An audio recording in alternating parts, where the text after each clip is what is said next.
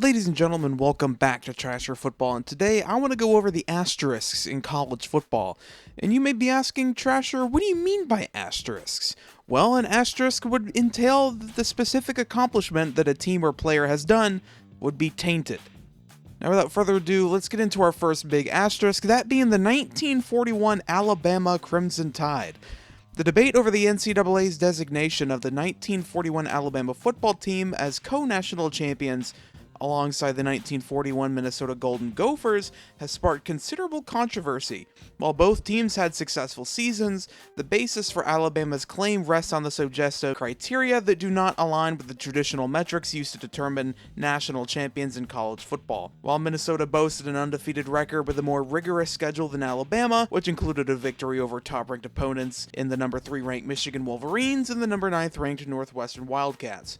On the other hand, Alabama finished the season with a good 10-2 record, with losses coming to an unranked Mississippi State at home, and another loss to another unranked Vanderbilt at home. But it did include an impressive victory over Texas A&M in the Cotton Bowl. While evaluating the overall strength of each team's performance, it becomes clear that Minnesota's consistent dominance throughout the season offers a stronger argument for sole recognition as national champions. However, the process for determining national champions in college football during that era was less formalized, often relying on polls and subjective opinions rather than a definitive playoff system like those of today. The Associated Press and the United Press International both named Minnesota as the outright champion, reflecting a consensus that favored the performances over Alabama. This discrepancy highlights the inherent flaws in co-champion claims, as it diminishes the accomplishments of teams like Minnesota that achieved an unbeaten season against competitive opponents. And with the Holgate ranking system recognizing Alabama as champions dilutes the significance of Minnesota's achievement and overlooks the established criteria for championship recognition, warranting a reevaluation of how historical titles are assigned in the sport. The 2007 LSU Tigers. The 2007 LSU Tigers football national championship team is often scrutinized due to the unprecedented circumstances of the 2007 season. Notably, LSU entered the BCS National Championship game against Ohio State with 2 losses, a rare occurrence in the history of college football.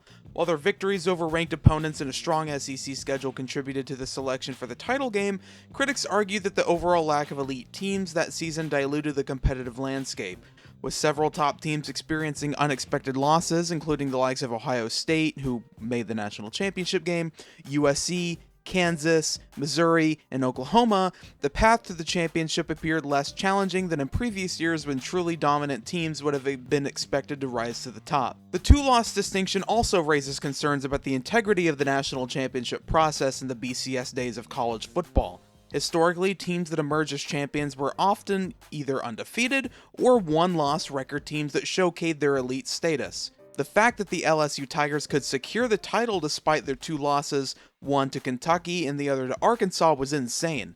This anomaly has led many fans and analysts to place an asterisk next to the LSU's claim as national champions, highlighting the need for a more rigorous evaluation of what constitutes a championship-worthy season. As college football continues to evolve, the 2007 LSU Tigers serve as a reminder of the complexities and controversies inherent in the quest for national championships. The 2017 UCF Knights. The 2017 UCF Knights was led by 2-year head coach Scott Frost and sophomore quarterback Mackenzie Milton. Now, this UCF team was in the American Athletic Conference. Central Florida was predicted to finish second in their division, behind conference rival Southern Florida. But Central Florida would go on to absolutely dominate their schedule, starting the season 12-0. But they weren't selected for the college football playoff, due to the fact that they were a group of 5 team. So they were relegated to the Peach Bowl against the number 7 Auburn Tigers. And UCF went in there and they upset the Tigers 34-27, finishing the year at a 13-0 record. And after the season, UCF declared themselves national champions, even though they didn't make the playoffs at all. They didn't make a top 10 spot before their bowl game, yet they still claimed a national championship. The 4 teams selected in the playoff, Alabama, Clemson, Georgia, and Oklahoma, made it to the playoffs, with Alabama winning it all in the end, yet Central Florida proclaimed themselves as the national champions, as they were the only undefeated team remaining. At the end of the season, the at the time Florida Governor Rick Scott and local lawmakers even lawfully declared UCF as national champions.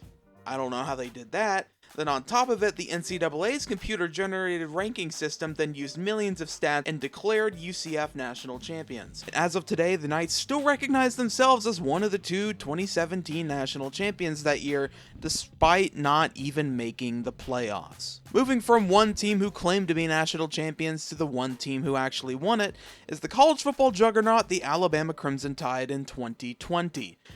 This was Alabama's pre-COVID schedule with games against USC, Georgia State, Georgia, Auburn, Texas A&M, games all over the place. With the COVID-19 pandemic canceling any plans of these out-of-conference games, the NCAA and the SEC had to scramble to reschedule, going with a 10-game all-SEC team schedule looking like this. And of course, Alabama would go 10-0, making it to the SEC championship, defeating my Florida Gators, and going 11-0, making it to the end of the playoffs.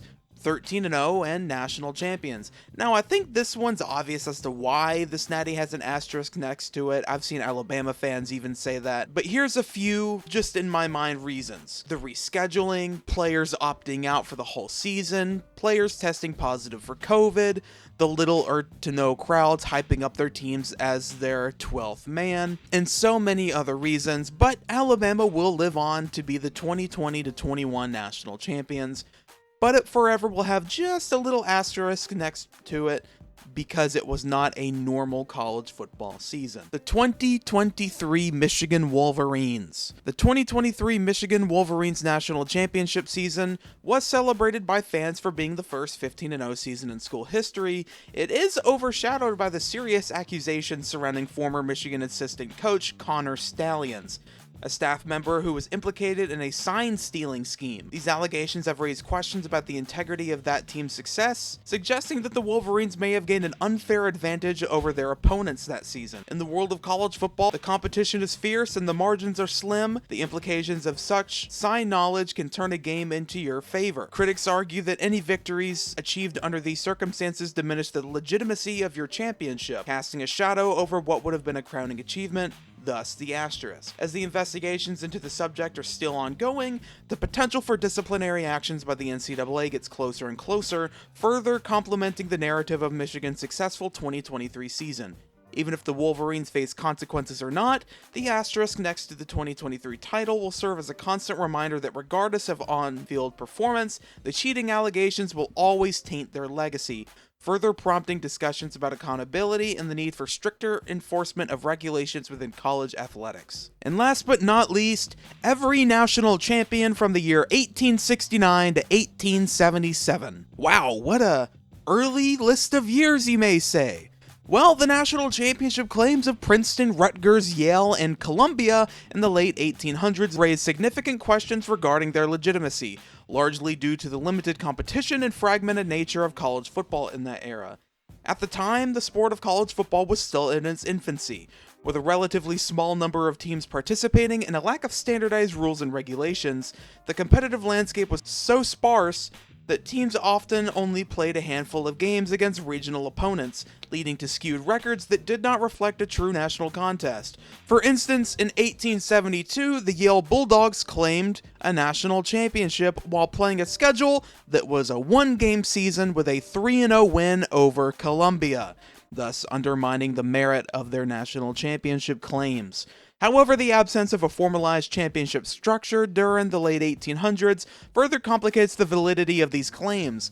Unlike modern college football, where the rankings and playoff systems are designed to determine a clear national champion, the late 19th century landscape was characterized by subjective assessments and the occasional poll, with few teams able to compete at a high level and no definitive criteria for evaluating their seasons. The accolades earned by these early programs can be seen as largely arbitrary. As a result, the national championship claims of Princeton, Rutgers, Yale, and Columbia should be recognized in the light of the limited competition and the evolving nature of college football, which has established far more rigorous standards for championship recognition today. I hope you guys enjoyed this video. Make sure you leave a like down below and comment which college football teams do you think should have a big asterisk placed next to them. I hope you guys all have a wonderful day, and I'll see you guys later.